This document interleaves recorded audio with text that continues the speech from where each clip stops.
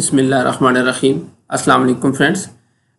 Market learnings for beginners series की पहली किस्त के साथ आपकी खिदमत में हाजिर हूँ। ये सीरीज़ जो है उन लोगों के लिए होगी जो स्टॉक मार्केट में बिल्कुल बिगिनर्स हैं, जिनको अभी तक आइडिया कुछ नहीं है और वो इस में इन्वेस्ट करना चाहते हैं स्टॉक मार्केट में। तो मुझे बहुत से इनबॉक्स आए हुए थे कि जी हम बिल्कुल न्यूज़ हैं, हमें बिल्कुल समझ नहीं आ रही कि हम कहाँ से स्टार्ट करें। तो इसमें मैं आपको एक वे फॉरवर्ड दूंगा, एक लेआउट दूंगा, जिसको अगर आपने 1-2 महीने में जो है ना वो कंप्लीट कर लिया तो आपको बेसिक लेवल की जो अंडरस्टैंडिंग है स्टॉक मार्केट ट्रेडिंग के हवाले से वो इंशाल्लाह आपको जो है ना वो क्लियर हो जाएगी। तो चलें शुरू करते हैं फिर आज की video. Please subscribe my channel and press the bell icon for latest updates. Thank you. तो सबसे पहले ये देखते हैं कि PSX में हम किस तरीके से जो है ना आजकल इन्वेस्टमेंट हो रही है, लोग कैसे जो है ना इसमें इन्वेस्ट करते हैं। सबसे पहला जो तरीका है वो तो ये है कि जो आपका असाइन ट्रेडर्स होता है उसकी रिकमेंडेशंस पे लोग जो है ना वो बाइंग सेलिंग करते हैं। जब आप अकाउंट खुलवाते हैं ब्रोकर के पास स्टॉक एक्सचेंज में तो 2 किस्म के अकाउंट्स होते हैं, बेसिक और ट्रेडर असिस्टेंट वाला जो होता है। तो जो ट्रेडर वाला अकाउंट होता है उसमें आपको एक ट्रेडर असाइन किया जाता है हाउस की तरफ से, जो आपको रिकमेंड करता है कि जी आप ये बाय करें, ये सेल करें। तो उनकी रिकमेंडेशंस पे भी जो है ना वो लोग बाइंग सेलिंग करते हैं। दूसरा जो तरीका है वो टिप्स की बेस पे करते हैं लोग। टिप्स भी जो है वो मतलब लेवल्स दिए जाते हैं किसी स्क्रिप्ट के बारे में कि जी इस लेवल पे इसको बाय कर ले, इस लेवल पे सेल कर दें। तो वो भी 2 किस्म के हैं, एक फ्री है, फ्री व्हाट्सएप, फेसबुक या टेलीग्राम के ग्रुप्स होते हैं जिसमें जो है ना कोई बंदा जो है वो टिप्स शेयर कर रहा होता है कि जी आप ये इस लेवल पे इसको ख़रीद लें, इस लेवल पे भेज दें।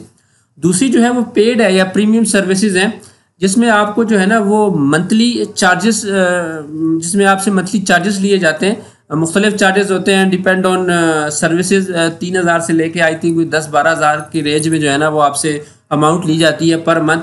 उसमें भी आपको जो है ना 10-12 या 15 स्क्रिप्ट दे दिए जाते हैं कि जी आइए उसके लेवल्स है, इन पे आप बाइंग सेलिंग करें। तो उसमें जो प्रॉफिट एंड लॉस होता है वो सिर्फ और सिर्फ आपका होता है। उसमें जो प्रोवाइड कर रहा होता है टिप्स उसकी कोई रिस्पॉन्सिबिलिटी नहीं होती।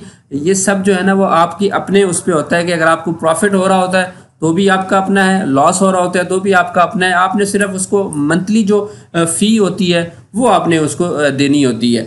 तो इसमें मोस्टली लोगों को चूँकि रिस्क मैनेजमेंट और मनी मैनेजमेंट का आइडिया नहीं होता, तो ये दोनों तरीके जो है ना वो कभी 1-2 प्रॉफिट लग जाते हैं, लेकिन मोस्टली पीपल जो है ना वो बीच में स्टक हो जाते हैं। क्योंकि एक लेवल तो दिया जाता है ना कि सपोज अगर मैं एक मिसाल दूँ कि DGKC को जो है ना आपने 79 पे बाय करना है और 90 पे सेल करना है। अब लोग जो है वो 90 के लेवल्स को जहन में होता है और वो 90 का वेट करते रह जाते हैं, जबकि प्राइस जो है वो 88 या 89 से जो है ना वो मुड़ जाती है वापस। उसी तरह जब बाइंग पे आते हैं तो 79 उनके जहन में होता है कि जी मैंने 79 पे बाइंग करनी है, जबकि अक्सर प्राइस जो है ना वो 80 से 81 से ही मुड़ जाती है। तो बेसिक इसमें चूंकि वो रिस्क मैनेजमेंट और मनी मैनेजमेंट जो है ना वो नहीं होता। प्रोवाइडर जो टिप प्रोवाइडर होता है उसको भी आइडिया नहीं होता कि अगले बंदे का जो पोर्टफोलियो है वो किस तरह है, उसकी जो होल्डिंग पावर कितनी है, क्योंकि इतने ज़्यादा लोगों का पोर्टफोलियो जो है ना वो टिप्स के थ्रू मैनेज करना मुश्किल होता है। वो जस्ट आपको अपनी टिप्स शेयर कर रहा होता है, बाकी आपने रिस्क मैनेजमेंट और मनी मैनेजमेंट आपने खुद करनी होती है।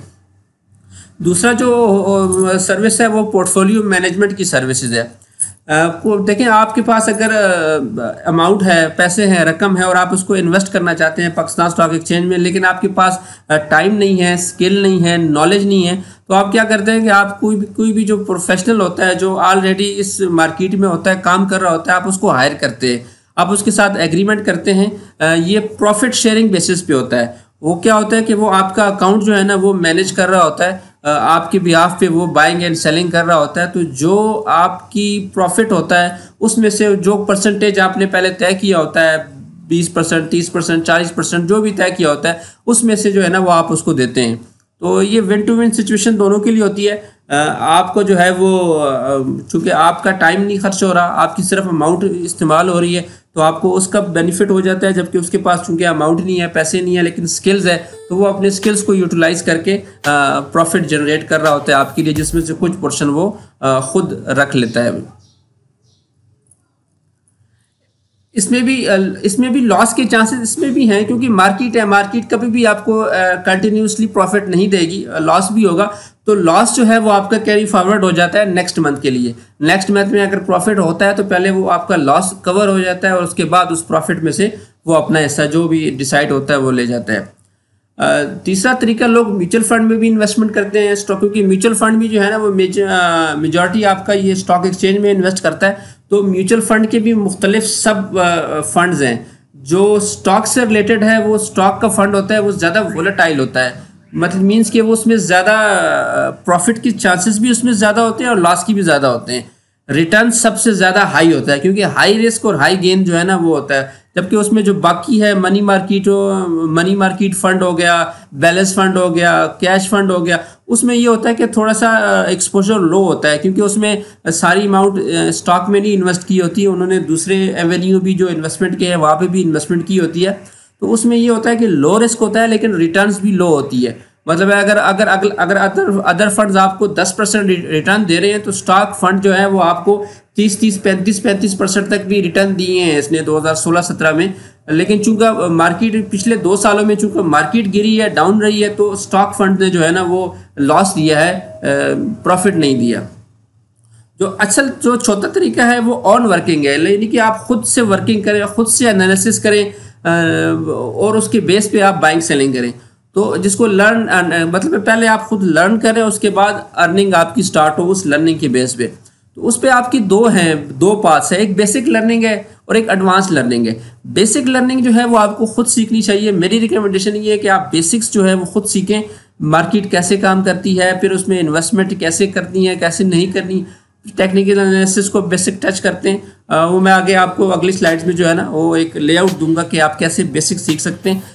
फिर दूसरा, पेड और एडवांस ट्रेनिंग सेशंस भी शुरू हो चुके हैं इधर पाकिस्तान में, तो आप फिर एडवांस लर्निंग जो है वहाँ से कर सकते हैं। ज़ाहिर बात है वो पेड होती हैं, लोगों की जो है ना एफर्ट्स यूज़ होती हैं, टाइम लगता है, तो वो उसकी चार्ज कर रहे होते हैं। ये भी एक नॉलेज है, दूसरे नॉलेज की तरह जैसे आप मुख्तलिफ कोर्सेज वगैरह सीख रहे होते हैं, तो ये भी आप स्टॉक का काम भी जो है ना आप सीख सकते हैं थ्रू पेड ट्रेनिंग के। लेकिन शुरू में ही आप पेड ट्रेनिंग में जाना मैं सजेस्ट नहीं करूँगा। पहले आप 1-2 महीने जो है ना खुद अपने आप के ऊपर जो है वो थोड़ा सा इन्वेस्ट करें, अपने लर्न करें थोड़ा सा, और जब बेसिक चीज़ें आपको समझ आ जाए तो फिर आप जो है ना ये एडवांस लर्निंग की तरफ जाएं और जो पेड ट्रेनिंग और सेशंस है उसको आप ज्वाइन करें। तो आप देखते हैं कि हम जो है ना ये जो बेसिक हमने अगर ट्रेनिंग स्टार्ट करनी है तो हमारे पास कौन सा तरीका है। देखिए, स्टॉक ट्रेडिंग में सबसे पहले तो आपको जो है ना मार्केट के साथ फेमिलियरिटी होनी चाहिए। आप सबसे पहले इस पोर्शन पे फोकस करें कि जी मार्केट क्या है, मार्केट को कैसे जो है ना वो में काम करना है। उसके बाद सेकंड फेज आता है इन्वेस्टमेंट का, कि आपके पास इन्वेस्टमेंट नॉलेज होनी चाहिए। उसके लिए फंडामेंटल एनालिसिस हैं और टेक्निकल एनालिसिस है, जिसमें चार्ट्स और कंपनी की जो बेसिक्स है वो आप स्टडी करते हैं।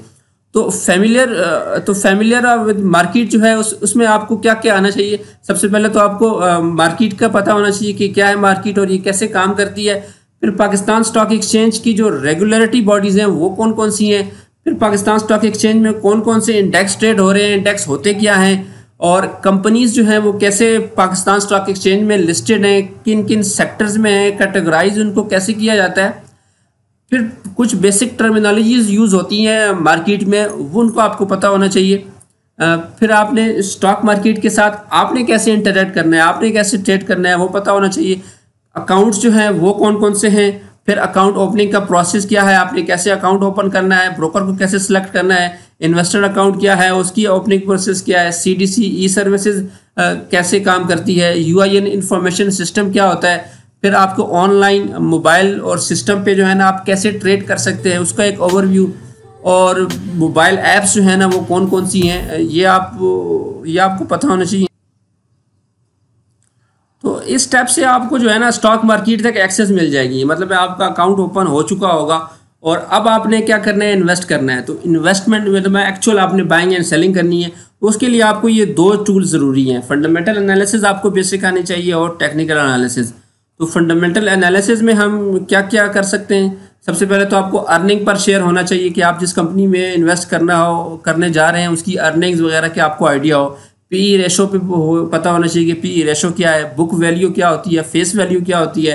फिर मार्केट कैपिटलाइजेशन क्या चीज़ है, फ्री फ्लोट और आउटस्टैंडिंग शेयर्स कंपनीज के क्या होते हैं, कैसे होते हैं, डिविडेंड यील्ड क्या होता है, कैसे उसको कैलकुलेट करते हैं, फिर डिविडेंड्स, बोनस और जो राइट शेयर्स हैं इश्यूज होते हैं उसका क्या प्रोसीजर होता है, उसको कैसे अवेल करते हैं, कंपनीज की जो फाइनेंशियल रिपोर्ट्स होती हैं उसको कैसे रीड किया जाता है, हर कंपनी का जो है वो रिजल्ट्स पे क्वार्टरली और एनुअली रिपोर्ट्स आती हैं, उनको आपको पढ़ना आना चाहिए। फिर कंपनीज के जो फाइनेंशियल कैलेंडर होता है उनकी आपके पास इंफॉर्मेशन होनी चाहिए कि कुछ की कंपनी का जो ईयर्स है वो कब से कब तक स्टार्ट होता है, और फिर हर 3 महीने के बाद क्वार्टरली इनके रिजल्ट्स होते हैं तो उनकी जो डेट्स होती हैं उसका आपको पता होना चाहिए, क्योंकि कुछ कंपनियां होती हैं जो रिजल्ट सेशन में चलती हैं, जो रिजल्ट सेशन से पहले चलती हैं। अक्सर ऐसा होता है कि रिजल्ट अच्छा आ रहा होता है तो मार्केट पार्टिसिपेंट को पहले से आइडिया हो जाता है, तो पहले से ही वो हफ्ते 5-6 दिन पहले से ही जो है ना उसमें मूवमेंट शुरू हो जाती है। तो जैसे ही रिजल्ट अच्छा आता है तो जो नॉर्मल इन्वेस्टर होता है वो क्या करता है कि वो अच्छे रिजल्ट की बेस पे जो है ना वो बाय कर रहा होता है, जबकि एक्चुअली वो ये नहीं देख रहा होता है कि ऑलरेडी स्क्रिप्ट ने जो है ना वो उसका इफेक्ट ले लिया होता है। तो आपको ये कैलेंडर्स का भी पता होना चाहिए। फिर वेरियस इफेक्ट्स हैं जो कि किसी भी कंपनीज की परफॉर्मेंस पे असरअंदाज होते हैं, जिस तरह के इंटरेस्ट रेट की कमी से किन किन सेक्टर्स को फ़ायदा होता है, किन इंटरेस्ट रेट इंक्रीज से किस कंपनियों को जो है ना वो नुकसान होता है। फिर क्रूड प्राइसेस जो है वो किस सेक्टर पे क्या इम्पैक्ट रखती हैं, कोल प्राइसेस के बढ़ने या घटने से जो है ना स्टॉक की कीमतों में क्या असर पड़ता है। तो ये मुख्तलिफ फैक्टर्स होते हैं जो कि कंपनीज की परफॉर्मेंसेस पे असरअंदाज होते हैं, तो उसको भी ये फंडामेंटल एनालिसिस में ही कवर करते हैं। और सबसे जो बड़ी चीज़ है वो है मनी और रिस्क मैनेजमेंट जो है। रिस्क मैनेजमेंट और मनी मैनेजमेंट जब तक नहीं होगी आपकी कोई भी स्ट्रेटजी, कोई भी जो वर्किंग है वो कई तरीके से काम नहीं करेगी। तो ये बड़ा इंपॉर्टेंट फैक्टर है। तो फंडामेंटल एनालिसिस में बेसिकली आप कंपनीज को जज करते हैं कि ये कंपनीज कैसी है, अच्छी है, बुरी है, इसमें मुझे इन्वेस्ट करना चाहिए कि नहीं करना चाहिए। जबकि टेक्निकल एनालिसिस जो है वो आपको लेवल्स बताते हैं कि किन लेवल्स पे इसको बाय करना है और किस में सेल करना है। सेटअप चार्ट्स ये है कि आपको सबसे पहले चार्ट को कैसे सेटअप किया जाता है वो आपको आने चाहिए। फिर कैंडल स्टिक को अंडरस्टैंड करें कि कैंडल स्टिक की कितनी फॉर्मेशंस हैं और किस कैंडल स्टिक का क्या मतलब होता है। फिर मार्केट स्ट्रक्चर और प्राइस एक्शन पे थोड़ी सी सर्च करें। सपोर्ट एंड रेजिस्टेंस आपको आने चाहिए, ड्रा करने चाहिए कि किसी शेयर्स की कौन सी सपोर्ट है, कौन सी रेजिस्टेंस है। ट्रेंड लाइन एंड चैनल्स आपको आना चाहिए। फिर demand and supply zone, chart patterns कौन कौन से होते हैं, कंटिन्यूएशन पैटर्न और रिवर्सल पैटर्न, कि अगर आपको किसी मखसूस चार्ट में ये पैटर्न नज़र आ जाए तो इसका क्या मतलब होता है, फिर उससे इसका टारगेट वगैरह कैसे डिवाइस करते हैं। मूविंग एवरेजेस जो होती हैं वो डायनामिक सपोर्ट एंड रेजिस्टेंस का काम कर रही होती हैं, कि अगर आपको किसी स्टॉक का ट्रेंड चेक करना होता है तो वो आप ट्रेंड मार्केट स्ट्रक्चर के अलावा आप मूविंग एवरेजेस भी सर्च कर सकते हैं, फाइंड कर सकते हैं कि इस स्टॉक का ट्रेंड क्या है, अप ट्रेंड है, डाउन ट्रेंड है या साइडवेज है। फिर फिबोनाची रिट्रेसमेंट एंड एक्सटेंशंस हैं, जिससे आप जो है ना एडवांस में एक लेवल्स फाइंड आउट कर सकते हैं कि अगर एक स्टॉक जो है वो इतना फीसद बढ़ गया है तो अब इसके कितने फीसद गिरने के चांसेस हैं, ताकि दोबारा आगे बढ़ने के लिए। क्योंकि मार्केट कभी भी डायरेक्ट एक स्ट्रेट वे में ऊपर नहीं जाती, अप डाउन करके जाती है। तो जो अप ट्रेंड चल रहा होता है उसमें आप ये देखते हैं कि जी अभी इतना ये चला है, अब इससे नीचे ये कितना आ सकता है, रिट्रेसमेंट कितनी कर सकता है। तो उसके लिए ये Fibonacci retracement and extension use होती हैं। फिर पिवट्स पॉइंट्स हैं, पिवट पॉइंट्स की आपके पास इंफॉर्मेशन होनी चाहिए। इंडिकेटर्स जो होते हैं basically RSI, MACD, Bollinger band, ATR वगैरह, उसकी कैसे वो वर्कआउट करते हैं उसकी बेसिक इंफॉर्मेशन। और फिर आखिर में ट्रेडिंग स्ट्रेटजीज़, कैसे जो है ना आपने एक ट्रेडिंग स्ट्रेटजीज़ बनानी है, ट्रेडिंग को, अपनी स्ट्रेटजी को कैसे जो है ना वो इम्प्लीमेंट करना है। तो ये सब कुछ जो है ना ये टेक्निकल एनालिसिस में आता है। तो मार्केट फेमिलियरिटी में मींस कि आप मार्केट के साथ इंटरेक्ट कैसे करते हैं, ये आपको ये बताता है। फंडामेंटल एनालिसिस आपको ये बताता है कि आपने कंपनी कौन सी पिकअप करनी है, कौन सी चूज़ करनी है, कौन सी अच्छी कंपनी है, कौन सी बुरी कंपनी है। और टेक्निकल एनालिसिस आपको लेवल्स बता रहा होता है कि यार ये लेवल जो है वो बाइंग के लिए सही है कि नहीं है, इस लेवल पे मुझे बाय करना चाहिए या सेल करना चाहिए, लॉन्ग करना चाहिए, शॉर्ट करना चाहिए। तो ये एक पूरा एक वो है ओवरव्यू है, जिसमें आप जो है ना 2 से 3 महीने लगा के इन चीज़ों को आप सीख सकते हैं और स्टॉक में अपना काम कर सकते हैं।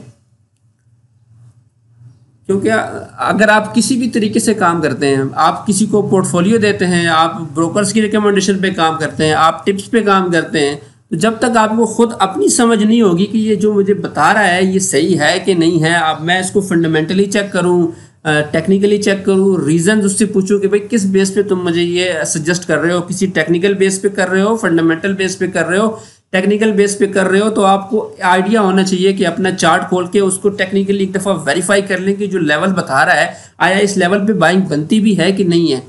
तो ये एक कंप्लीट एक लेआउट है, इसको जो है ना इंशाल्लाह कंटिन्यू करते रहेंगे, इस पर भी फर्दर वीडियोस बनाते रहेंगे। तो यही कहूँगा कि जी लर्निंग करें स्टार्ट, लर्निंग कभी नहीं रुकें, लर्निंग चाहे आप फ्री में करते हैं, पेड करते हैं, लर्निंग आप ज़रूर करें। मशवरा मेरा यही है कि पहले आप बेसिक खुद से सीख लें, उसके बाद जो है ना आप किसी भी अच्छे से जो पेड कंटेंट्स अवेलेबल हैं वो वहाँ से आप जो है ना पेड ट्रेनिंग कर सकते हैं। तो वीडियो अगर पसंद आई हो तो प्लीज़ लाइक ज़रूर कीजिएगा, और चैनल पे नए हैं तो सब्सक्राइब करें और दोस्तों के साथ शेयर करें। Thank you.